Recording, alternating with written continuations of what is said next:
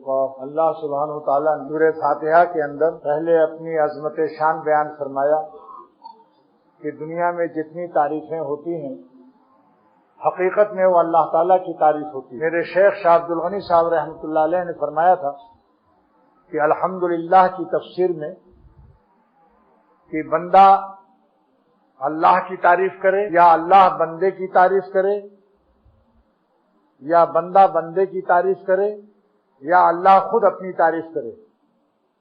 پھر سن لیجئے، بندہ اللہ تعالیٰ کی تعریف کرے، اللہ تعالیٰ اپنے بندوں کی تعریف فرمائے، اور کوئی بندہ کسی بندے کی تعریف کر رہا ہو یا اللہ تعالیٰ خود اپنی تعریف فرمائے۔ تعریف کی چاروں قسمیں سب اللہ کے لیے خاص ہیں۔ الحمدللہ لام تخصیص کے لیے ہے۔ اللہ کو کیسے پہچانو؟ اللہ تعالیٰ نے اپنی پہچان کا طریقہ آگے بتا دیا کہ اللہ کون ہے؟ رب العالمین، الحمدللہ رب العالمین۔ اللہ تعالیٰ کو پہچاننے کے لیے عقل کافی نہیں ہے، اسی لیے سرور عالم صلی اللہ تعالی وسلم نے فرمایا کہ مخلوقات اللہ کی ربوبیت اور پرورش اور اللہ تعالیٰ کی مخلوقات میں غور کرو، تفکروا فی خلق اللہ، اللہ کی مخلوق میں تعریف کرو، اللہ کی مخلوق میں فکر کرو، لیکن لا تفکروا فی اللہ، اللہ کی ذات میں فکر مت کرنا۔ فإنکم لم تقدروا قدرہ، اللہ کو تم اندازہ نہیں کر سکتے ہو، غیر محدود ذات کو اپنی عقل کی چھوٹی سی ڈبیا میں لا نہیں سکتے۔ روایت میں ہے کہ ایک صحابی بدوی تھے، آسمان کے نیچے گاؤں میں لیٹنے کی عادت ہے، گاؤں میں لیٹے ہوئے تھے، آسمان کی طرف دیکھا اور یہ کہا یا ایھا السماء والنجوم انا لک ربا وخالقا، اے آسمانوں اے ستاروں تمہارا کوئی پیدا کرنے والا ہے، کوئی رب ہے اور تمہارا خالق ہے۔ اللہم اغفر لی، پھر اس نے کہا اے اللہ ہم کو بخش دیجئے۔ اسی وقت وحی نازل ہوئی اور اللہ تعالیٰ نے فرمایا کہ اے محمد صلی اللہ علیہ وسلم آپ اپنے اس امتی کو خوشخبری سنا دیں کہ میں نے اس کے اس استدلال توحید کو قبول کر لیا کہ اس نے مجھے کس طرح سے پہچانا، اے آسمانوں اے ستاروں تمہارا کوئی پیدا کرنے والا اور رب ہے، اے اللہ ہم کو بخش دیجئے۔ تو اس استدلال ایک بدوی اور دیہاتی کے اس استدلال کو اللہ تعالیٰ نے پسند فرما کر اس کی مغفرت فرما دی۔ میں آپ لوگوں سے بھی یہی کہتا ہوں کہ کبھی تو ایسے ستارے نظر آتے ہیں آپ کو یا نہیں؟ بتاؤ، راتوں میں آپ بھی یہی گفتگو کر کے اپنی مغفرت کا سامان کر لیجیے۔ اگر عربی کی عبارت یاد نہ ہو تو اردو میں کہہ لیجئے کہ اے ستاروں اے آسمانوں اے ستاروں تمہارا کوئی پیدا کرنے والا ہے اور رب ہے۔ مطلب ایک جملہ اس میں پوشیدہ ہے کہ وہی ہمارا بھی خالق، ہمارا بھی وہی پالنے والا ہے، اس میں یہ جملہ پوشیدہ ہے۔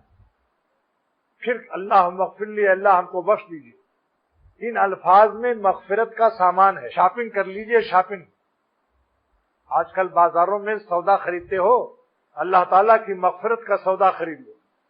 ان الفاظ میں اللہ تعالیٰ نے قبولیت کا اثر، مغفرت کا اثر رکھا ہو۔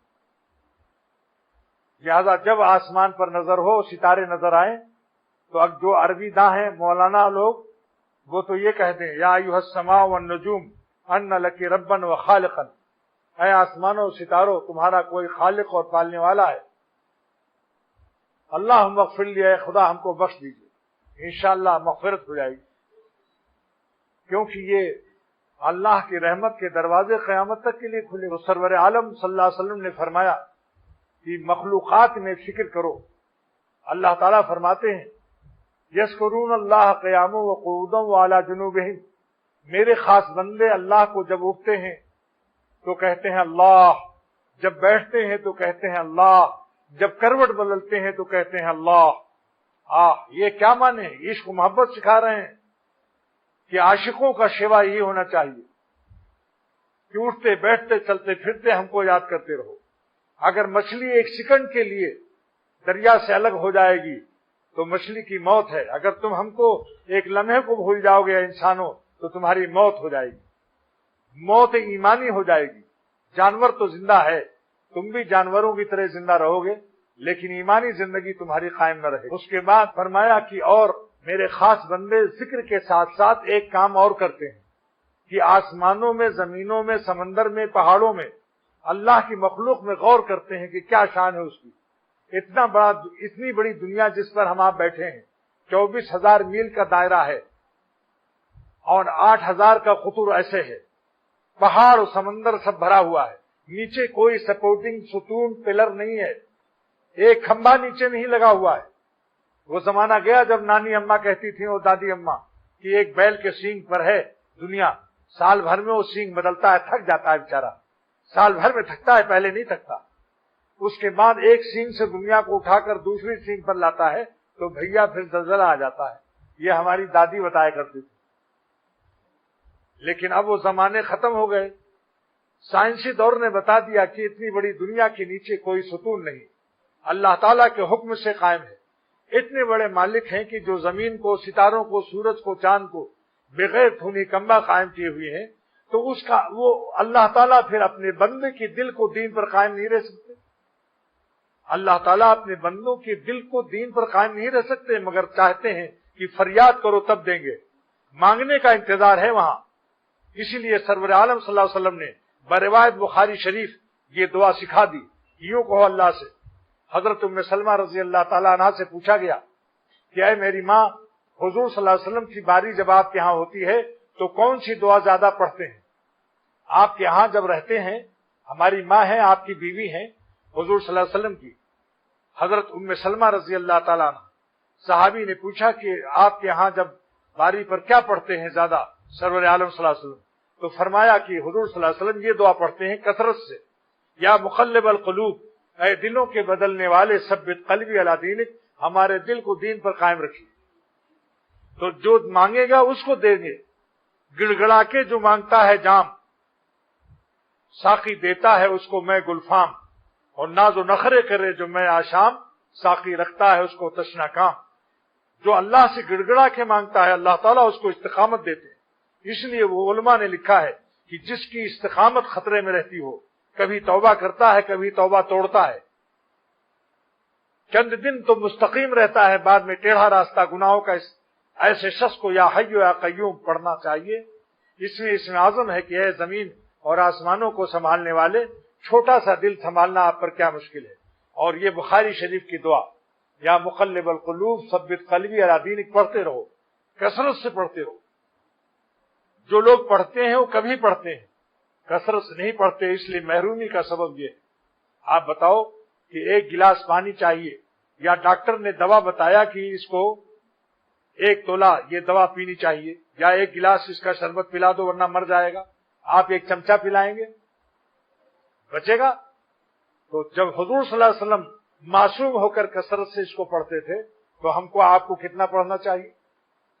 کثرت سے پڑھتے رہو. یا مقلب القلوب، بخاری شریف کی دعا ہے، اے دلوں کے بدلنے والے، ثبت قلبی علی دینک، ہمارے دل کو اپنے دین پر قائم فرما. اور دوسری 2 دعائیں برابر سکھاتا رہتا ہوں کہ جس شخص کو گناہ میں ابتلا ہے، جس شخص کو گناہ میں ابتلا ہے، یہ شخص خدا تعالیٰ کی رحمت سے محروم. اس لیے دعا یاد کر لیجیے، پھر یہ سکھا رہا ہوں.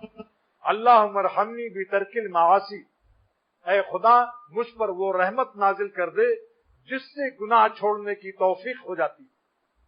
اللہم ارحمنی بترک المعاصی، معلوم ہوا رحمت وہ ہے کہ جو ہم سے گناہ چھوڑا دے.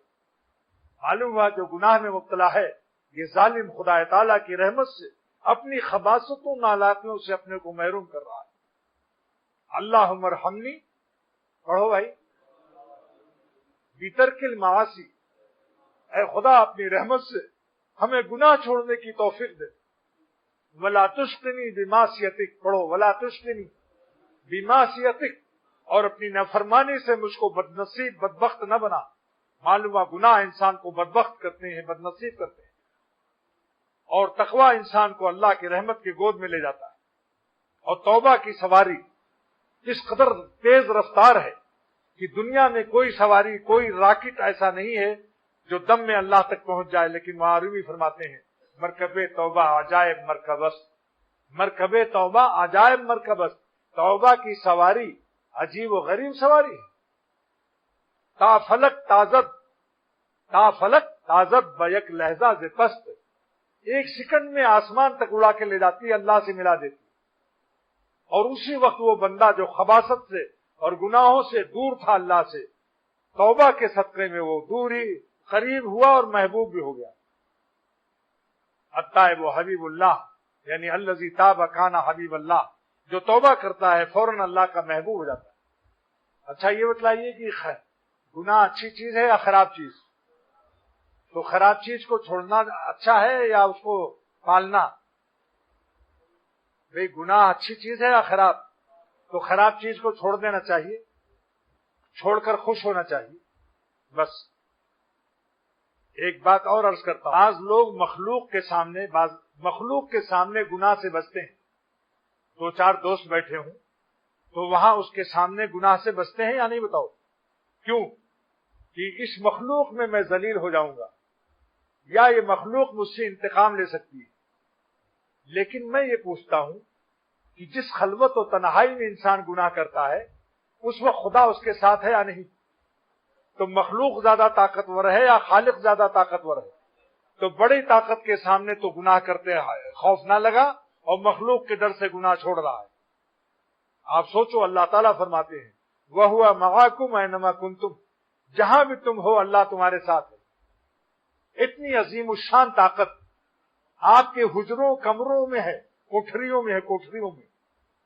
لیکن انسان کی فطرت دیکھیے کہ چند انسان اس کو دیکھ رہے ہوں تو وہاں گناہ سے بچتا ہے، اور پھر گناہ کے لیے تنہائی تلاش کرتا ہے، راستے بند کرتا ہے کہ کوئی دیکھ نہ لے۔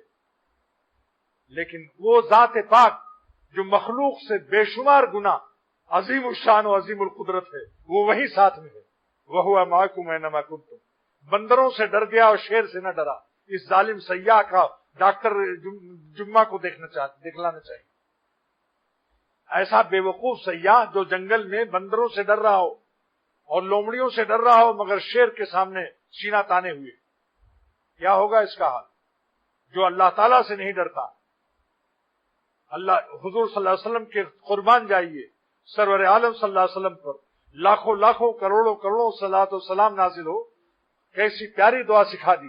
یوں کہو اللہم لا تخزنی فإنک بی عالم، پڑھیے اللہم لا تخزنی فإنک بی عالم، اے اللہ ہم کو ذلیل نہ فرما، کیونکہ جس کوٹھری میں ہم گناہ کر رہے تھے وہاں آپ بھی موجود تھے، آپ ہمارے سارے عیب کو جانتے۔ اللہم لا تخزنی فإنک بی عالم، اے خدا ہم کو رسوا نہ کرنا، مخلوق سے تو ہم چھپ گئے لیکن آپ اس وقت بھی تھے جب ہم گناہ کر رہے تھے۔ یہ حضور صلی اللہ علیہ وسلم دعا سکھا رہے ہیں، قربان جائیے کیا پیاری دعا ہے۔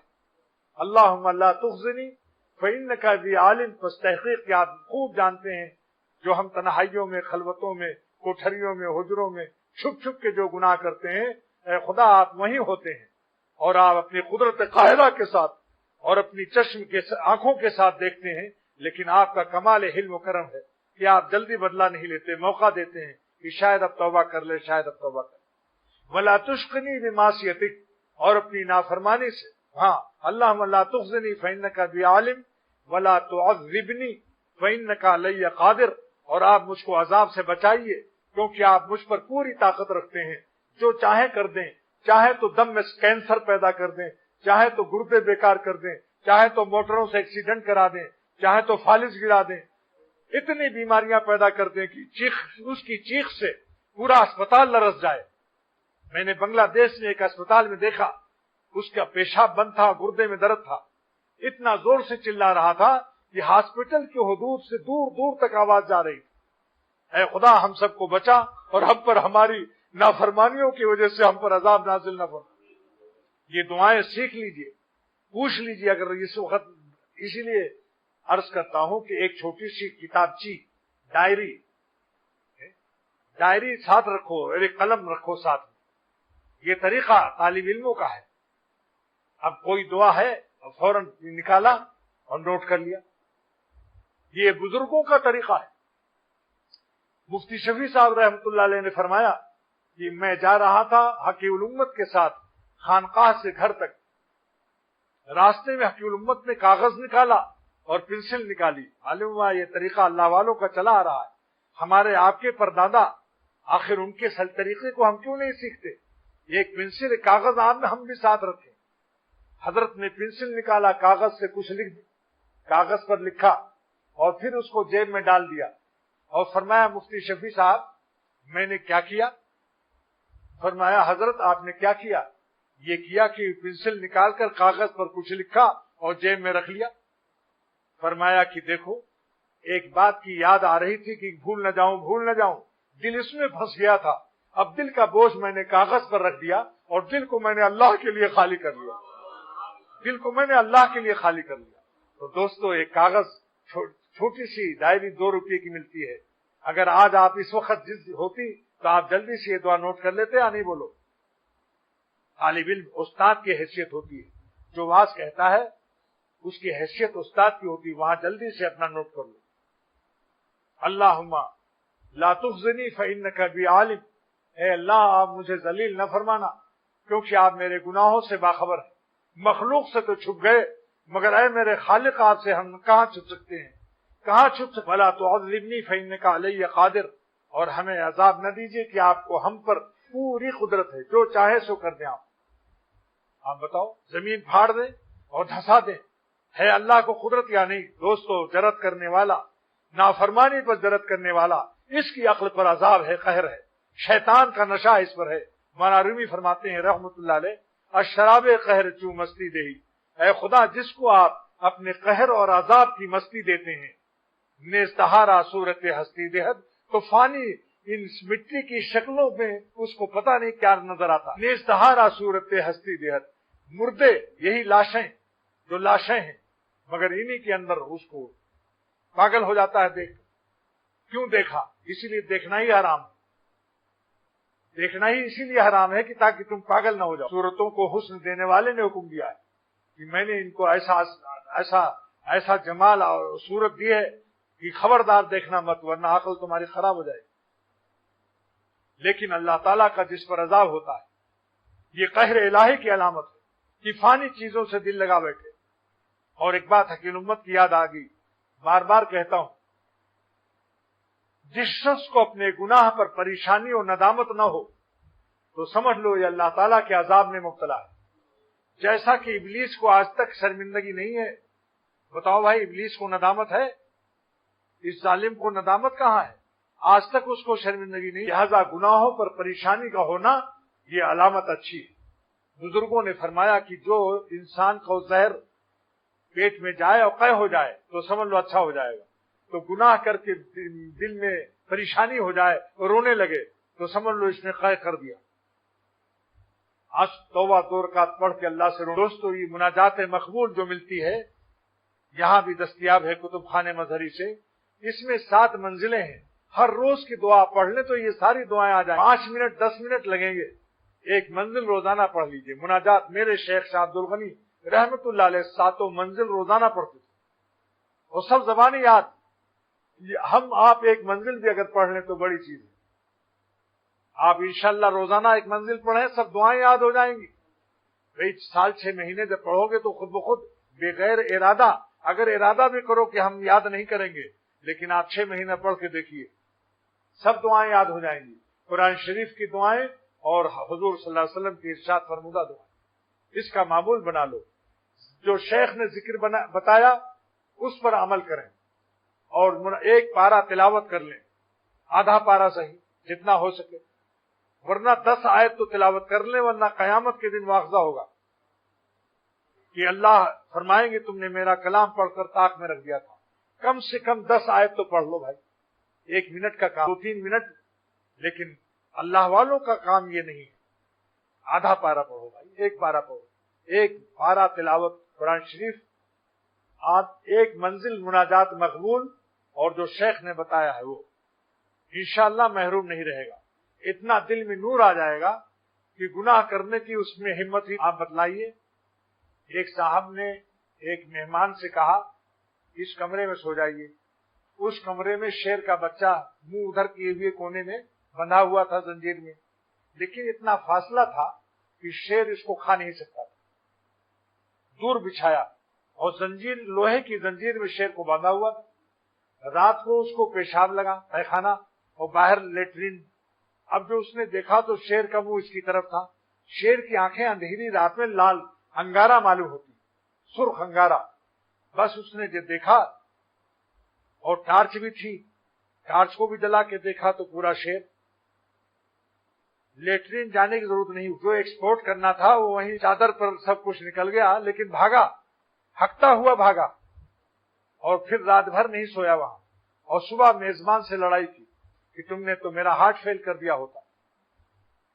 اس نے کہا ارے یار میں نے تو مذاقن کیا تھا. کہا ایسا مذاق شرعن حرام ہے، ایسا مذاق شرعن حرام ہے کہ جس سے مسلمان کا اذیت پہنچے، گھبرا جائے، خدا نخواستہ ہارٹ ہی فیل ہو جاتا. لیکن مذاقیہ لوگ بھی عجیب ہوتے ہیں. دیکھ لو، پیخانہ نکال لیا، یہ کوئی مذاق ہے؟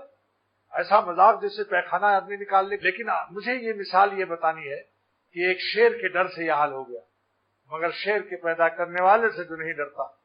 مجھے رونا ہے اپنے اوپر بھی، آپ ان سب دوستوں پر جو اللہ سے نہیں ڈرتے. جلدی توبہ کر لیجیے. ظالم ابھی ہے فرصت توبہ نہ دیر کر. حضرت مفتی اعظم پاکستان رحمت اللہ علیہ کا شعر ہے یہ. ظالم ابھی ہے فرصت توبہ نہ دیر کر، وہ بھی گرا نہیں جو گرا پھر سنبھل گیا. ظالم ابھی ہے فرصت توبہ نہ دیر کر، وہ بھی گرا نہیں جو گرا پھر سنبھل گیا. جلدی سنبھل جاؤ دوست، پتہ نہیں کب بلا لے اللہ. یہ نہ سوچو کل توبہ کریں گے پرسوں، اس سے پہلے بھی موت آ سکتی. نہ جانے بلا لے پیا کس گھڑی، تو رہ جائے تکتی کھڑی. اللہ تعالیٰ ارشاد فرماتے ہیں کہ ہم سے میری عظمتوں کے بعد اور میری پہچان مخلوقات میں غور کرو. میری پرورش اور ربوبیت میں آسمانوں، زمینوں، سورج اور چاند اور پہاڑوں اور سمندروں میں غور کرو کہ میں کتنا بڑا عظیم الشان ہوں. یہی ہمارے اللہ ہونے کی دلیل ہے. میری مخلوق میں فکر کرو. حکیم الامت فرماتے ہیں کہ اللہ تعالیٰ نے فکر کرنے کو مخلوق کا لفظ نازل کیا اور ذکر کرنے کے لیے اپنا نام نازل کیا. یذکرون اللہ نازل کیا، یتفکرون فی خلق السماوات نازل فرمایا. تو اس سے فرماتے ہیں کہ امت مسائل السلوک قرآن پاک کی تفسیر بیان القرآن کے حاشیے میں حکیم الامت فرماتے ہیں اس آیت سے پتہ چلتا ہے کہ اللہ برائے ذکر ہے، مخلوق برائے فکر ہے. اللہ برائے ذکر ہے یذکرون اللہ، اور مخلوق برائے فکر ہے. فکر برائے مخلوق اور ذکر برائے خالق. فکر برائے مخلوق، ذکر برائے خالق. کیا علوم ہے ہمارے ان بزرگوں. اور فکر سے کیوں منع کیا؟ اس کی علت سرور عالم صلی اللہ علیہ وسلم نے بیان فرمائی. فائے تعلیلیہ ہے فإنکم لا تفکروا فی اللہ. اللہ کے ذات میں مت سوچو کہ وہ کیسے ہیں.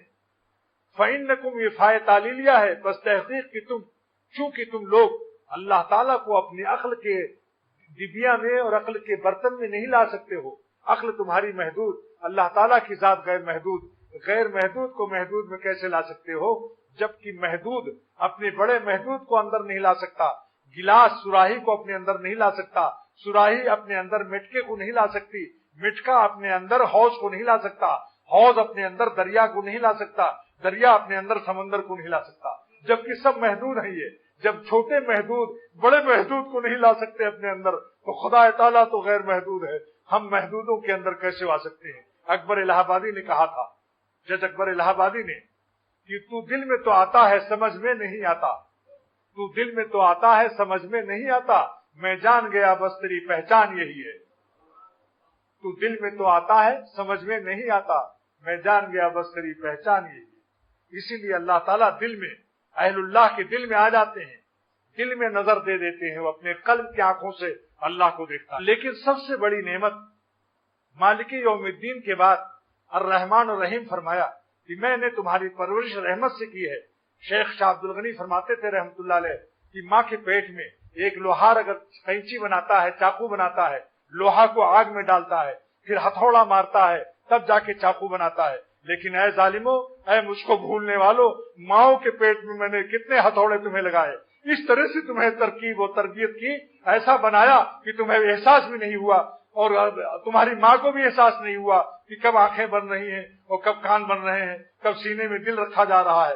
تو ہمارے شیخ فرماتے تھے ارحم الراحمین کی یہ علامت ہے کہ تم کو کس طرح سے پیدا کیا اور کس طرح سے بنایا. مالک یوم الدین فرمایا کہ میں مالک ہوں، قیامت کے دن کا میں جج نہیں ہوں. جج قانون مملکت کا پابند ہوتا ہے، لیکن اللہ فرماتے ہیں میں اپنے قانون سلطنت کا اور اپنے قوانین کا پابند اور غلام نہیں ہوں، میں مالک رہوں گا قیامت کے دن۔ اگر میرے قانون سے کوئی بخشا نہ جا سکا تو میں اپنے شاہی رحم سے معاف کر دوں گا۔ یہ ہے مالک یوم الدین کا راز، جس کو شاہ عبد القادر صاحب رحمۃ اللہ علیہ شاہ ولی اللہ کے بیٹے نے فرمایا کہ عرش اعظم کے سامنے لکھا ہوا ہے، ان رحمتی سبقت علی غضبی، میری رحمت اور میرے غصے میں دوڑ جو ہوئی تو رحمت آگے بڑھ گئی۔ شاہ صاحب لکھتے ہیں، کون شاہ صاحب؟ شاہ عبد القادر صاحب، مصنف تفسیر موضح القرآن اور شاہ ولی اللہ کے بیٹے، فرماتے ہیں عرش اعظم پر اللہ نے کیوں لکھایا ہے؟ فرمایا شاہی رحم کے طور پر لکھایا ہے۔ اس کا نام کیا ہے؟ از قبیل مراحم خسروانہ، ذرا اردو یاد کر لینا، از قبیل مراحم خسروانہ، مراحم جمع ہے رحمت کی، از قبیل مراحم خسروانہ، یہ شاہی رحم کے طور پر لکھایا ہے کہ اگر میرا کوئی بندہ قانون سے نہ بخشا جا سکا تو میں اپنے شاہی رحم کو محفوظ رکھتا ہوں اور اس شاہی رحم سے معاف کر دوں گا۔ جیسے کہ سپریم کورٹ سے جب کوئی مجرم نہیں قانون سے پاس نجات پاتا اور پھانسی کا قطعی سزا ہو جاتی ہے، اب آگے کوئی عدالت نہیں ہے تو شاہ سے اور بادشاہ سے سلطان مملکت سے درخواست کرتا ہے، اخباروں میں آ جاتا ہے کہ مجرم نے سپریم کورٹ میں ہارنے کے بعد پھانسی کی سزا سن کر اب شاہ سے، چونکہ آگے کوئی عدالت نہیں ہے لہذا مملکت کے سلطنت کے بادشاہ سے اس نے رجوع کیا ہے اور شاہی رحم کی بھیک مانگی ہے، تو اللہ تعالیٰ نے اپنے شاہی رحم کی بھیک کو محفوظ کر لیا ہے۔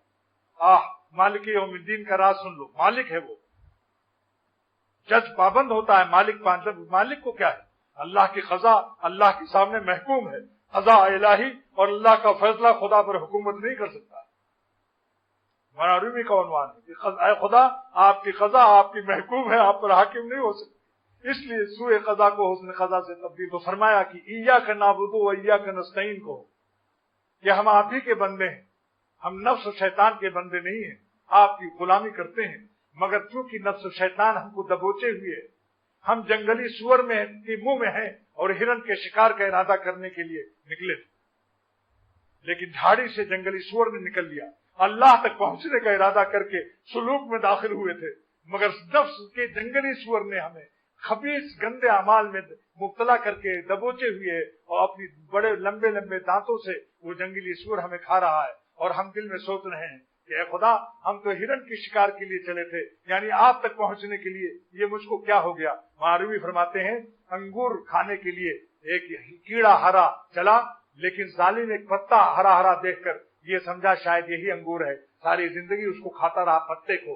انگور کے درخت کے ہرے پتے کو، اور وہیں مر گیا اور قبرستان بنا لیا ہرے پتے پر۔ اگر یہ ظالم ہرے پتے کی رنگینیوں میں مبتلا نہ ہوتا، یہ صرف نظر کرتا، اپنی نگاہ کی حفاظت کر کے آگے بڑھتا تو انگور پا جاتا۔ اگر ہم مرنے والی لاشوں سے اپنی نگاہوں کو بچا کر آگے بڑھ جائیں تو ہمیں اللہ مل جائے، مگر یہ مردہ لاشوں میں نفس و شیطان ہمیں مبتلا کر کے اللہ کے قرب کے انگور سے محروم کرنا چاہتا ہے۔ یہ جو مضمون پیش کر رہا ہوں یہ جلال الدین رومی کا فارسی زبان میں ہے، جس کو اختر آپ کے سامنے اردو ترجمہ کر رہا ہے۔ لہٰذا آج سے ارادہ کر لو کہ انگور کے پتوں پر جان نہیں دیں گے، ان لاشوں سے، ان حسینوں سے آگے بڑھ جائیں گے اور ہمیں اللہ کے قرب کا انگور نصیب ہو جائے گا انشاءاللہ تعالی۔ اہدنا الصراط المستقیم، اے اللہ ہم کو سیدھا راستہ دکھا۔ علامہ آلوسی رحمۃ اللہ علیہ فرماتے ہیں کہ صراط مستقیم کیا ہے؟ اس کا بدل صراط الذین انعمت علیہم ہے، یعنی اے اللہ جن پر آپ نے انعام نازل کیا، جو آپ کے پیارے بندے ہیں، ان کا راستہ دکھا۔ یہ اللہ تعالیٰ نازل فرما رہے ہیں کہ سیدھا راستے کا خواب مت دیکھنا خالی کتابوں سے، سیدھے راستے کا خواب مت دیکھنا اسباب دنیاویہ سے، سیدھا راستہ وہی ہے جن کو میں نے انعام سے نوازا، جو میرے مقرب بندے ہیں۔ اب انعام کیا ہے کہ لفٹن کے بنگلے نہیں، کباب اور بریانیاں نہیں، انعام کیا ہے؟ اولئک الذین انعم اللہ علیہم، میں نے جن پر انعام نازل کیا، وہ انعام کیا ہے؟ من النبیین، جن کو نبوت عطا کی، والصدیقین، جن کو اپنا صدیق بنایا، والشہداء، جن کو جام شہادت نوش کرنے کا شرف بخشا، والصالحین، جن کو نیک و صالح بنایا۔ تو نبوت، صدیقیت، شہادت و صالحیت، چار نعمتیں جن کو ہیں ان کا راستہ مراد ہے، ان سے تعلق کرو۔ وحسن اولئک رفیقا، آخر میں اللہ نے فرمایا کہ یہ بہترین رفیق ہیں۔ جملہ خبریہ صورت امر میں ہے، یعنی خبر ہے تو خبر مگر اندر انشاء پوشیدہ ہے۔ کیا مطلب کہ جب تم اللہ والوں کو، ان انعام یافتہ لوگوں کو اپنا رفیق بناؤ گے، اپنا ساتھی، تب جا کے تم کو خدا ملے گا اور صراط مستقیم ملے گا۔ یہ علامہ نصفی نے نصفی نے تفسیر خازن میں لکھا ہے کہ یہاں حسنا اولئک رفیقہ کیا ہے، یہ معنی میں افعال تعجب کے ہے، یعنی ما حسنا اولئک رفیقہ، کیا ہی پیارے یہ رفیق ہیں، سبحان اللہ۔ یہ حسنا معنی میں ما حسنا کے ہے، ما حسنا و احسن بہی ما افلا وافل بہی، دو صیغے افعال تعجب کے ہیں۔ کیا مطلب؟ سبحان اللہ، کیسے پیارے یہ لوگ ہیں اللہ والے۔ کیا مطلب؟ خالی خبر ہے؟ اگر آپ مہمان سے کہیں کہ آج میرے یہاں گرما گرم کباب تیار ہے، تو کیا مہمان اس کو خالی خبر سمجھے گا یا آپ دعوت بھی سمجھیں گے؟ اللہ تعالیٰ دعوت دے رہے ہیں کہ میرے مقبول بندوں کو میں دعوت دیتا ہوں، جلدی سے ان کو اپنا ساتھی بنا لو، مگر اس میں حسن ڈالنا، حسنا اولئک، حسین رفاقت اختیار کرنا۔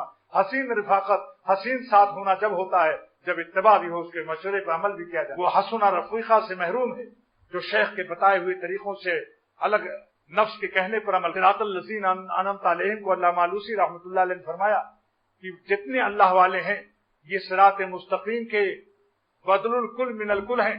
اس کا 3 نام ہے اس بدل کا، بدل الکل من الکل، بدل المطابق، بدل الموافق۔ علامہ آلوسی نے اس بدل کا نام 3 رکھا ہے، بدل المطابق، بدل الموافق، بدل الکل من الکل، یعنی صراط مستقیم پورا پورا اللہ والوں کا راستہ ہے۔ جس نے اللہ والوں کا راستہ نہ اختیار کیا وہ صراط مستقیم سے محروم ہوگا۔ اب یہ ایک اشکال علمی اس پر یہ ہے کہ ترکیب بدل میں بدل مقصود ہوتا ہے، مبدل منہ مقصود نہیں ہوتا۔ جیسے جا زید اخوہ، یہاں بھائی اس کا بدل ہے تو زید نہیں آیا، اس کا بھائی آیا ہے، آیا زید یعنی اس کا بھائی، یہاں اخو اس کا بھائی مقصود ہے۔ تو اس پر اشکال یہ ہوتا ہے کہ جب مبدل منہ کلام میں غیر مقصود ہوتا ہے اور بدل مقصود ہوتا ہے تو اہدنا الصراط المستقیم مبدل منہ ہے، تو نعوذ باللہ اللہ کے کلام میں کیا غیر مقصود بھی آ گیا؟ جبکہ مبدل منہ مقصود نہیں ہوتا تو غیر مقصود ہے۔ تو علامہ حکیم الامت تھانوی رحمۃ اللہ علیہ نے اس کا جواب دیا کہ اللہ مبدل منہ میں اللہ نے ایک لفظ بڑھا دیا جو بدل میں نہیں ہے، وہ کیا ہے؟ مستقیم، صفت استقامت، اہدنا الصراط المستقیم، مبدل منہ میں صفت مستقیم نازل کر کے اور بدل میں یہ صفت نازل نہ کر کے اللہ نے اپنے کلام میں مبدل منہ کو بھی مقصود بتا دیا کہ دیکھو صراط الذین انعمت علیہم جو ہے یہ مستقیم سیدھا راستہ ہے، لیکن یہ صفت میرے مبدل منہ میں ہے، بدل میں نہیں ہے، لہذا بدل بھی مقصود ہے، میرا مبدل منہ بھی مقصود ہے۔ لہذا علماء نحات کے کہنے میں مت آنا، یہ قانون میرے بنائے ہوئے ہیں، یہ قانون سازی نحو کی میری عطا ہے، ان کی کھوپڑی کی عقل میں تھوڑی سی، لہذا قانون نحوی کوئی چیز نہیں ہے۔ میں نے اپنے کلام مبدل منہ کو مستقیم کا لفظ نازل کر کے میں نے اس کو مقصود بنا دیا کہ اب وہ کلام ہی مقصود ہے، کیوں صراط الذین انعمت علیہم سے قیامت تک کسی کو پتہ نہ چلتا کہ یہ اللہ والوں کا راستہ مستقیم بھی ہے یا نہیں، سیدھا بھی ہے یا نہیں، وہ مبدل منہ میں اللہ تعالیٰ نے نازل فرما دیا۔ یہ کمال بلاغت ہے اللہ تعالیٰ کے کلام کی کہ اپنے سارے دنیا علماء نحات، ساری کائنات کے نحو کے عالم، قانون گرامر کے عالم حیرت زدہ ہو گئے عرب کے علماء بھی کہ اللہ اکبر، کلام اللہ کی یہ بلاغت، یہ ساری دنیا کا اجماع ہے علماء نحات کا کہ ترکیب بدل میں مبدل منہ غیر مقصود ہوتا ہے، مقصود بدل ہوتا ہے، مگر اللہ تعالیٰ نے اپنے کمال بلاغت سے مبدل منہ میں ایک صفت ایسی نازل کر دی کہ خود مبدل منہ بھی مقصود ہو گیا۔ سارے علماء نحات، ساری کائنات کی مخلوقات خدا کے سامنے کیا بیچتی ہے، اللہ تعالیٰ کے کلام کی بلاغت کے سامنے دنیا کے فصاح و بلغا کیا بیچتے ہیں کہ کیا حقیقت۔ اہدنا الصراط المستقیم صراط الذین انعمت علیہم، منعم علیہم کا راستہ یہی بدل ہے، یہی اللہ کا راستہ ہے۔ جس نے اللہ والوں کا راستہ نہ پکڑا وہ صراط مستقیم نہیں پا سکتا۔ اب آگے ہے کہ غیر المغضوب، مگر دیکھو یہ ہمارے اپنے ہیں، نبیین، صدیقین، شہداء، صالحین، یہ ہمارے اپنے ہیں، لیکن دیکھو غیروں سے مت ملنا، منافقین والا کام مت کرنا۔ منافق کافروں سے بھی ملتے تھے اور صحابہ سے بھی ملتے تھے، لیکن دل وہاں رکھتے تھے، جسم وہاں رکھتے تھے۔ جیسے جسم کوئی خانقاہ میں رکھے اور دل جوڑیا بازار میں رکھے یا الفسٹن اسٹریٹ میں رکھے، اس شخص کو فائدہ ہوگا شیخ کی صحبت سے؟ جب جسم و دل دونوں فدا کر دو خانقاہوں پر، اللہ والوں پر، دیکھو پھر اللہ تعالیٰ وہ باغباں آپ کے دل کے اندر وہ باغبانی کرے گا کہ آپ ساری زندگی اس کا شکریہ ادا کریں گے۔ اور یہ مصرع پڑھیں گے، کاغا سے ہنس کیو اور کرت نہ لاگی بار، ہم تو کوا تھے گو کھاتے تھے، اے میرے شیخ آپ نے کاغا سے مجھے ہنس سے چڑیا بنا دیا کہ ہم ذکر اللہ کے موتی چنتے ہیں اور پیخانے اور تمام گندے کاموں سے اللہ نے پاک کر دیا۔ कागा से हंस क्यों और करत न लागी बार, भीखा मोहाली पर वारियां दिन में 100 बार। ए भीखा शाह, अपने शेख शाह मोहाली पर 100 बार कुर्बान हो जा कि जिसने अपनी करामत से और तरबियत से तुझ जैसे कौवा को हंस कर मगर दिल भी पेश करो। भाई जब बाग न पेश करोगे तो बागबानी कैसे होगी? अगर दिल अल्फस्टन स्ट्रेट में है तो दिल कहाँ पेश किया आपने? जिसमें नमाजी जाहिरी अमाल आ जाएंगे, मगर दिल तो जब बनेगा जब दिल भी अल्लाह वालों पर फिदा किया जाए, दिल भी खानकाहों में रखा जाए। जिस्म तो खानकाहों में हो और दिल जाहों में और बाहों में हो, तो कैसे उसकी जीन निकालेगा शेख? जाह की और बाह की बे कैसे निकालेगा? वो तो आबे तबे है। ये सिरातल मालूम हुआ। मेरे शेख फरमाते थे शाह अब्दुल गनी साहब रहमतुल्लाह अलैह कि अल्लाह ताला ने अपनों को भी नाजिल किया, अनअमत अलैहिम, जिन पर हमने इनाम नाजिल किया, ये हमारे अपने हैं। लेकिन गैरों का भी तस्करा कर दिया, गैरिल मग़ज़ूब, जिन पर हमने गजब नाजिल किया। जो गुमराह लोग हैं उनसे खबरदार, उनको गैर समझना और उनके अमाल को भी गैर समझना। मुअज़्ज़ब कौमों के अमाल से एहतियात रखना। ये नहीं कि अब तुमको वो कौम लूत मिलेगी। हजरत लूत अलैहिस्सलाम की कौम कहाँ है इस वक्त में, लेकिन जो उनके अमाल करते हैं गोया कि वो कौम लूत की मुअज़्ज़ब कौम से राब्ता रखते हैं। इसीलिए मुहद्दिसीन ने लिखा है, उलमा फरमाते हैं कि जो लोग जैसा गुनाह करते हैं जिस कौम में मुअज़्ज़ब में जो खसलत थी, आज की उम्मत भी जो उस फेल को करेगी, मुअज़्ज़ब कौमों के फेल को, तो उनका हश्र उन्हीं के साथ होगा अगर तौबा न किया, इल्लम यतुब। इसलिए दोस्तों, गैर मग़ज़ूब से मुराद जिन पर अल्लाह ताला ने गजब नाजिल किया, और जो गुमराह लोग हैं उनसे भी बचो और उनके अमाल से भी बचो। ये मतलब है, ये नहीं कि बस वो हमसे दूर हैं और अमल उनका करते हो। जिस फेल पर अल्लाह का गजब नाजिल है, जिस फेल से खुदा नाराज हो, बस उससे भी एहतियात करो कि वो मुअज़्ज़ब कौमों का वरसा है। हर गुनाह अजाब वाली कौमों का वरासत और तरका है, किसी न किसी कौम का। अब मैं इस सिर्फ सिद्दीकीन की शरह करके बस तकरीर को खत्म करता हूँ। नबीन के माने तो आप जानते हैं, मैं मुनव्वम अलैहिम की तफसीर और शरह करना चाहता हूँ। मिनन नबीन, जिनको हमने नबूवत से नवाजा, मगर नबूवत का दरवाजा खत्म हो चुका, और पैगंबर जो है इख्तियारी चीज नहीं है पैगंबरी, लेकिन राह पैगंबरी पर चलना इख्तियार। शैतान नफ्स कहने पर डिस्टम्बरी की रास्ता मत इख्तियार, राह पैगंबर पर चलो, खाक हो जाएंगे कब्रों में हसीनों के बदन। अख्तर का शेर सुनिए, खाक हो जाएंगे कब्रों में हसीनों के बदन, इनकी दिसंबर की खातिर राह पैगंबर न छोड़। खुदा ताला हम सबको तौफीक। सूरतें बदलने वाली हैं, बस चंद दिन की चांदनी फिर अंधेरा पाक। उस चांद से ताल्लुक करो जहां अंधेरा नहीं आता, उस सूरज से ताल्लुक रखो जो गुरूब नहीं होता। वो अल्लाह ताला की निस्बत का नाम है। जिसको अल्लाह ताला ने निस्बत दे दी अपनी, वो खालिक आफ्ताब से वाबस्ता है। वहां सूरज गुरूब नहीं होता। अल्लाह वाले हर वक्त मस्त रहते हैं अपने अल्लाह के कुर्ब के आफ्ताब से, हर वक्त रोशन रहते हैं और दूसरों को भी रोशन कर देते हैं, बशर्ते कि वो अपनी जमीन पेश कर। काश्त के लिए जमीन भी तो दे। नबीन तो आपने समझ लिया, शोहदा भी समझ लिया। शोहदा समझना आसान है, शहादत। 70 साहबा एक ही दिन में शहीद हो गए वहद के दामन में, और बज़बान हाल हर जनाजे ने शेर कहा, बज़बान हाल उनके कूचे से ले चल जनाजा मेरा, जान दी मैंने जिनकी खुशी के लिए, बेखुदी चाहिए बंदगी के लिए। जो तुझ बिन न जीने को कहते थे हम, सो उस अहद को हम वफा कर चले। जो तुझ बिन न जीने को कहते थे हम, सो उस अहद को हम वफा कर चले। सालिहीन के माने यही है, जो इत्तिबा सुन्नत और इत्तिबा शरीयत करता है वो भी सालिह है। मगर मैं इस वक्त सिद्दीकीन, जो कि सबसे ज्यादा औलिया अल्लाह का ऊंचा तबका है, मैं सिद्दीकीन का शरह करना चाहता हूँ, ताकि हम आप आज इरादा कर लें कि हमारा ताल्लुक मालिक करीम से है। तो सबसे ऊंची विलायत और अल्लाह ताला की ऊंची दोस्ती क्यों ना हम खुदा से मांगे। अपनी सलाहियत को मत देखो, क्योंकि करीम की तारीफ ये है जो बेदून सलाहियत अपनी नेमत को दे। अल्लज़ी अल करीम हो, पहले करीम मालिक की शरह सुन लीजिए। करीम की 4 तारीफ। अल्लज़ी योती बेदून इस्तिक़ाक़ वल मिन्ना, करीम वो है जो जो नालायकों पर भी मेहरबानी कर दे। जैसे रमजानी से बादशाह ईरान ने कहा कई सौ बरस पहले, रमजानी मगसा में आए, शाह ईरान कई सौ बरस पहले का किस्सा है। उसने अपने मुलाजिम रमजानी से कहा, रमजानी मगसा में आए, ऐ रमजानी मक्खियां आ रही हैं। उसने कहा, हुजूर ना कसा पेशे कसा में आए, नालायक लायक के पास आ रही हैं। क्या जालिम ने जवाब दिया। तो जो करीम वो अल्लाह है जो नालायकों पर भी मेहरबानी करते। मांगो तो सही, جب وہ قبول کر لیں گے تو خود اولیاء اللہ کے اخلاق و اعمال دینا ان کے ذمہ ہو جائے گا۔ مانگو ولایت صدیقیت، یہ اللہ ہمیں اولیاء صدیقین میں شامل فرما۔ جب اللہ قبول فرمائیں گے تو اعمال صدیقین، اخلاق صدیقین، ایمان صدیقین، یقین صدیقین، کیفیات احسانیہ للصدیقین، سب کچھ اللہ تعالیٰ کے ذمہ ہے۔ آپ مانگو اللہ سے۔ کریم کی 4 تعریف جو نالائقوں پر مہربانی کر دے، الذی یعطی بدون الاستحقاق والمنہ، والتعریف الثانی، دوسری تعریف کیا ہے؟ الذی یتفضل علینا بدون مسئلۃ ولا وسیلہ، جو ہم پر مہربانی کر دے بدون سوال اور وسیلے کی۔ نمبر 3 الذی یتفضل علینا ولا یخاف نفاذ ما عنده، جو ہم پر مہربانی کر دے اور اپنے خزانے کے ختم ہونے کا خیال نہ کرے، فکر ہی نہ ہو ان کو، غیر محدود خزانے والے اللہ ہیں۔ نمبر 4 الذی یتفضل علینا فوق ما نتمنى به، جو ہم پر اتنی مہربانی کر دے جو ہماری تمناؤں سے بھی زیادہ ہو۔ مانگو ایک بوتل دے دے ایک مشک، ایک بوتل شہد کوئی مانگے اور کریم دے دے ایک مشک شہد، اللہ تعالیٰ اس طرح سے دیتا ہے۔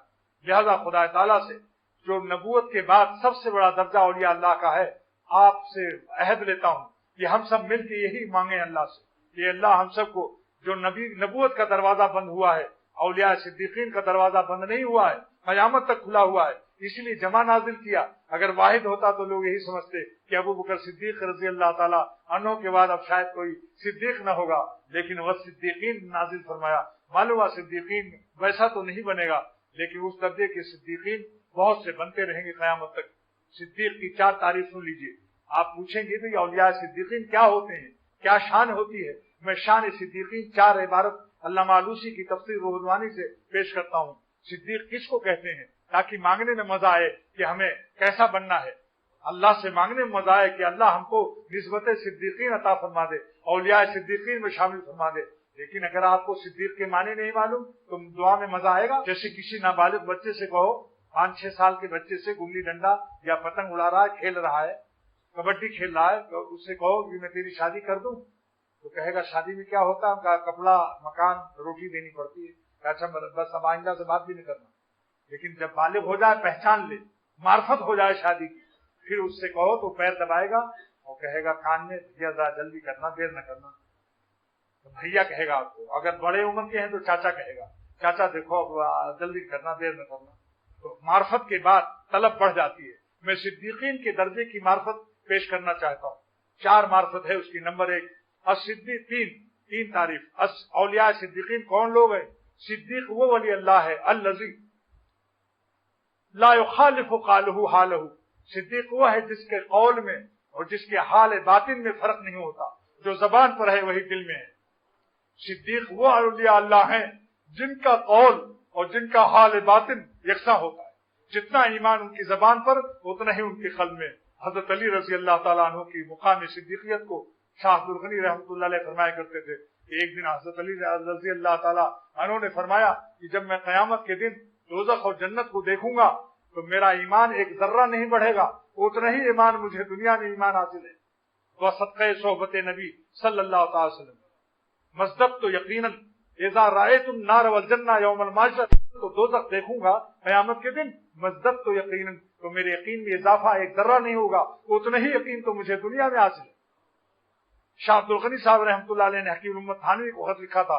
میرے مرشد شاہ عبد الغنی رحمۃ اللہ علیہ نے اپنے مرشد حکیم الامت تھانوی کو خط لکھا کہ حضرت میرا ایمان و یقین اس مقام پر اللہ نے عطا فرمایا آپ کی غلامی کے صدقے میں کہ جب میں دنیا کی زمین پر چلتا ہوں تو ایسا لگتا ہے کہ میں آخرت کی زمین پر چل رہا ہوں۔ اور حضرت نے فرمایا اپنے وقت کا صدیق ہے، حضرت نے فرمایا مقام صدیق۔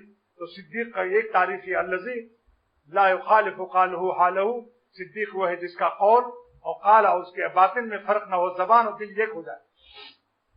نمبر 2 الذی لا یتغیر باطنہ من ظاہرہ، جس کے باطن میں اتنا زبردست ایمان ہو کہ سارے عالم میں جرمن، جاپان، لندن کی تمام لڑکیاں، ٹیڈیاں سامنے کچھ بھی ہو، لیکن اس کا باطن اتنا قوی ایمان رکھتا ہو کہ ظاہری حالات سے متاثر نہ ہوتا ہو، مغلوب نہ ہوتا ہو۔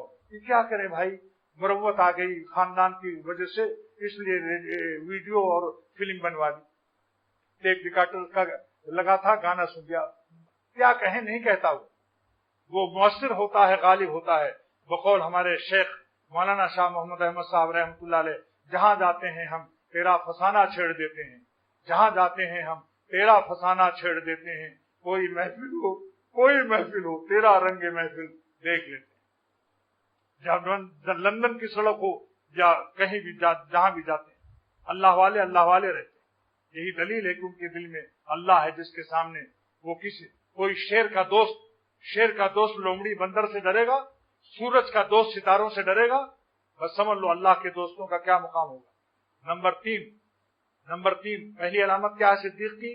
کہ جس کا قال اور حال ایک ہو جاتا ہے، زبان اور دل ایک۔ نمبر دو، جس کا ایمان اتنا قوی ہوتا ہے کہ ظاہری حالات سے متاثر نہیں ہوتا، کسی سے نہیں ڈرتا، سارا جہاں خلاف ہو پرواہ نہ چاہیے، پیش نظر تو مرضی جانا نہ چاہیے، پھر اس نظر سے جانچ کر تو کر یہ فیصلہ، کیا کیا تو کرنا چاہیے، کیا کیا نہ چاہیے۔ نمبر تین، الذی یبذل الکونین فی رضا محبوبی، صدیق وہ ہے جو دونوں جہان اللہ پر فدا کر دیتا ہے۔ صدیق وہ ہے جو دونوں جہان اللہ پر فدا کرتا ہے۔ کل میں نے ابھی کچھ عرب کے لوگوں سے پیش کیا تو ایک عربی نے پوچھا، الجزائری نے، کہ میں دنیا تو فدا کر سکتا ہوں، کیف یفدی الآخرہ، کس طرح فدا کر سکتا ہے انسان آخرت کو؟ میں نے جواب دیا کہ آخرت کو فدا کرنے کا یہ طریقہ ہے کہ نیک کام اللہ کی رضا کے لیے کرو اور جنت کو درجہ ثانوی میں کرو، جنت کی لالچ میں نہ کرو، اللہ کی رضا کے لیے کرو اور جنت کو درجہ ثانوی میں کر لو۔ درجہ اولی اللہ ہو، بس آپ کو آخرت فدا کر دیا، جنت کو اللہ پر فدا کر دیا۔ اور دوزخ کے خوف سے گناہ مت چھوڑو، اللہ کی ناراضگی سے چھوڑو، خدا تعالیٰ کی ناراضگی سے گناہ چھوڑو اور جہنم کو درجہ ثانوی کر لو، انشاءاللہ تعالیٰ آپ نے دوزخ اور جنت اور آخرت کو فدا کر دیا۔ تو اس عرب نے کہا سبحان اللہ، بہت خوش ہوا۔ تو یہ میں نے کہاں سے حاصل کیا؟ پہلے تو حاصل کیا اللہ تعالیٰ سے براہ راست، اس کے بعد دلیل مل گئی حدیث کی۔ سرور عالم فرماتے ہیں صلی اللہ تعالیٰ علیہ وسلم، اللہم انی اسألک رضاک والجنہ، اے خدا آپ سے تیری خوشی اور تیری رضا مانگتا ہوں اور جنت میں بعد میں مانگتا ہوں۔ وہ جنت کو بعد میں بیان کیا، پہلے کیا مانگا سرور عالم محمد الرسول اللہ صلی اللہ علیہ وسلم نے؟ اللہم انی اسألک رضاک والجنہ، اے خدا میں تیری رضا چاہتا ہوں اور جنت کو۔ بتاؤ جنت درجہ ثانوی کیا، اور اعوذ بک من سخطک، میں تیری ناراضگی سے پناہ چاہتا ہوں، اور دوزخ کو درجہ ثانوی کیا۔ سب سے پہلے اللہ کی ناراضگی کو بیان کیا۔ اس حدیث سے اختر نے یہ سمجھا کہ آخرت یوں فدا کیا جاتا ہے۔ بس صدیق کی آخری تعریف ہے الذی یبذل الکونین، جو دونوں جہان خدا پر فدا کر دے۔ بس دعا کیجیے اللہ تعالیٰ۔ کوئی صاحب بیمار ہے، اختر نام ہے ان کا، میرے کزن کاش کی اردو میں لکھتا، یہ کزن کیا بلا ہے؟ کزن مان جیسے بھائی ذرا اردو میں لکھا کرو۔ اللہ تعالیٰ ان کے خالہ زاد بھائی کو صحت دے۔ زاہد صاحب جن کا ایکسیڈنٹ ہوا ہے، دونوں ٹانڈے فریکچر ہیں دونوں ٹانگوں میں، اللہ تعالیٰ ان کو شفا دے اپنی رحمت سے۔ اور محمد صفدر فاروقی سخت علیل ہیں، اللہ ان کو بھی صحت عطا فرمائے۔ اور اسی پر جنات کا اثر ہو گیا ہے، اللہ تعالیٰ ان کو صحت عطا فرمائے۔ اور بھائی ہمارے شیخ کے خلیفہ مولانا شاہ راؤ صاحب کے خلیفہ جناب صوفی غلام سرور صاحب لاہور میں، انہوں نے فون کیا ہے کہ میری بیٹی اسپتال میں داخل ہے، اللہ تعالیٰ اس کو صحت عطا فرمائے۔ اللہ تعالیٰ ہم سب کو اپنی رحمت سے سلامتی اعضا، سلامتی ایمان کے ساتھ حیات نصیب فرما، اور سلامتی اعضا اور سلامتی ایمان کے ساتھ دنیا سے اٹھا۔ یہ دعا ہمارے لیے، بچوں کے لیے، گھر والوں کے لیے، سارے دوستوں کے لیے اور سارے عالم کے مسلمانوں کے لیے قبول فرما۔ یا اللہ ہم سب کو تقویٰ کے راستے کو آسان بلکہ لذیذ فرما دے۔ اے خدا گناہوں کو چھوڑنا نہ یہ کہ آسان بلکہ لذیذ فرما دے، اور ہم سب کو اللہ والی حیات نصیب فرما دے۔ اے خدا گناہوں کو چھوڑ کر ہم کروڑ شکر ادا کریں، ایک شکر نہیں۔ جس گناہ سے آپ ہم کو نجات دے دیں تو اے خدا ہم اس عنوان سے شکر ادا کریں گے کہ اگر ساری دنیا کی ذرے زبان بن جائیں اور ساری کائنات کے ہر ذرے کی زبان سے اللہ ہم آپ کا شکر ادا کریں تو ایک گناہ سے نجات کا شکریہ ہم ادا نہیں کر سکتے۔ اس لیے سارے گناہوں کو چھوڑ دینے کی توفیق عطا فرما دیں اور ہمیں اپنے دوستوں کی حیات نصیب فرما دیں، اختر کو بھی، اس کی اولاد کو بھی، اور میرے سب دوستوں کو بھی، اور میرے حاضرین دوستوں کو جو ہیں، اور ان کے غائبین گھر والوں کو بھی، اور میرے گھر والوں کو، اور حاضرات جو ہماری خواتین بیچاری آئی ہیں इनकी कहते हैं, इनके लिए भी और इनके घर वालों के लिए, इनके शौहरों के लिए भी, इनके बच्चों के लिए दुआ करता हूँ। अल्लाह हम सबको दोनों जहान की नेमतों से, ए मालिके दो जहान, हम आपसे दोनों जहान की भीख मांगते हैं। दोनों जहां का दुखड़ा अख्तर तो रो चुका है, अब इस पे फजल करना या रब है काम तेरा। ख्वाजा साहब का शेर है, दोनों जहां का दुखड़ा मजजूब रो चुका है, अब इस पे फजल करना या रब है काम तेरा। वाखिर दावाना